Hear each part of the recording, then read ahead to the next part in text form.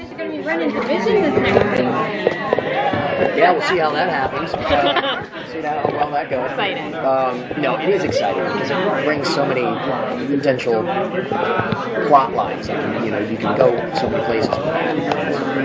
And that's already the plan. I mean, there's no real, Percy's died. Amanda's still out there, but she's still hiding. So she's not really out there. She's more lurking at this point. And it just brings the opportunity of having a lot of different bad guys, a lot of different guest stars, and a lot of different recurrings. A new guest regular, Devin joining the show yesterday, I believe. It's opened it to so many possibilities, and it's instead of it being one big happy family, it's one big neurotic family that has to be forced to do these things because literally now it's they're being told by the president, so they're getting this pardon if they do this, and I mean, I love it, and that's one of the most exciting things about being on the show is all 3 seasons. It feels like yet another reboot, like it's restarting each season, and it's not just a show continually going along like a lot of shows do.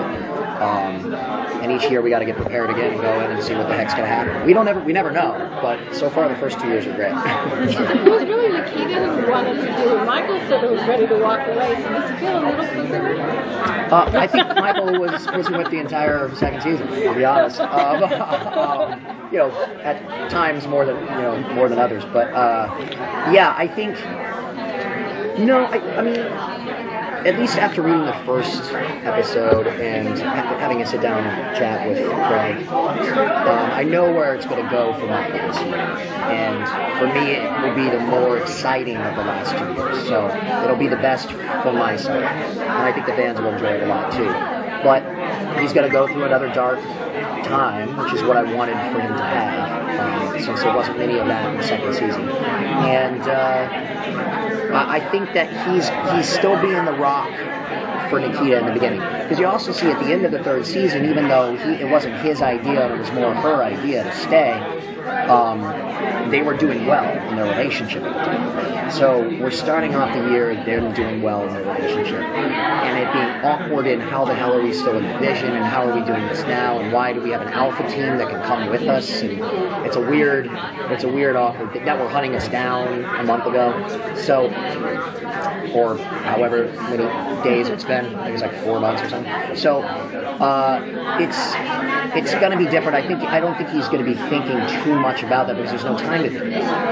So it's just get the ball rolling. The person who has the toughest job right now is going to be Ryan Fletcher because he has to control everything, and no one cares about what he thinks. So that's going to be very interesting. So without the vision as the enemy, how did they keep the tension high? Because the show's always been very exciting. Well, this time at least with the enemy, there could be one per episode. There could be several per episode. So they're always keeping tension high. That'll be even higher this time with the amount of different characters that can come through. But the tension is not hard because, look, we had that tension in the second season being in the 2 different places that Burkhoff, owned. We had that as everyone was very much opinionated on what they thought about each mission or what they had to do. So now it's just happening in division with more people helping. Sonya is still a part of it. Like I said, there's still alpha teams and things like that. So, and now you have Ryan, who is worried about his job because he said he can do this. And you'll see automatically in the first episode, everyone disagreed right off the bat with what we have to do. The president calling Ryan, literally making him sweat. And it's just a lot of, it's not giving too much away of that episode. It's just more or less showing you what is going to be happening around the main focus. And yeah, I can't imagine that. I can't imagine that every episode is going to be almost the same in the sense of, it's kind of like the Avengers. They, at least in that film, they didn't really like each other, and we need that for conflict. So we can't just be one big happy family. There's got to be something to keep people coming back from there. What will Michael's role in Division be? I don't know. I honestly don't know. It's a really good question. I think from the first episode, I think you have Nikita, Michael, Sean, and Alex, and they're pretty much the muscle. So our role at this point are the people that are going to be doing the damage.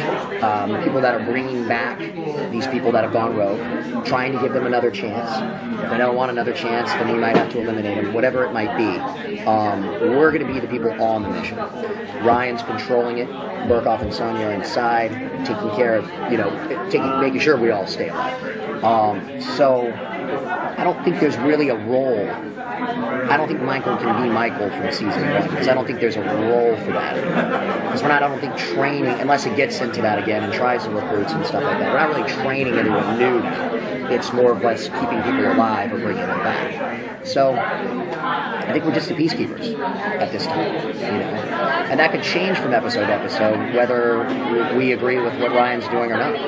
So, and if Devin's coming back, that will be clearly another peacekeeper, unless he doesn't like Ryan at all or doesn't agree with certain things too. So there's not really as many defined roles as there was clearly in season 1 when it was run by person. Is Michael going to have to embrace his more domestic side too, or do you think he will? Yeah, I think he was kind of more willing than Nikita was for a while to do that. Once he, at the end of season 1, pretty much gave his life to her. That was something that he couldn't go back to Division, he couldn't go back to Percy, he couldn't go back to anything like that. So it was something that I think he was more willing than she was, because she wasn't used to it. Then, of course, they had their fallouts or whatever throughout the season, but I think you're going to see some of that in the first episode, and you're going to see some of the old Michael in the first episode too, and there's, it's season 3, episode 1, so they literally have taken forever, thank God, to craft this in a good way where everyone gets a little bit of something good, and that's how you have to start off the season too. What do you think will be Michael's journey this next season? What's in for him? If what Craig has told me, if that comes to fruition, then I can't say, but it's awesome. If Michael gets to go the route that I want him to go this year, then it'll be the best year for Michael so far. And I've enjoyed season 1 and I've enjoyed season 2 clearly, but this one would be even crazier. So there's going to be positive. The lighter Michael in the beginning, and he's going to have an issue where he gets dark again, which is something that I wanted for him because there wasn't as much of that in season 2, and that might play out to the end of the year, so we'll see.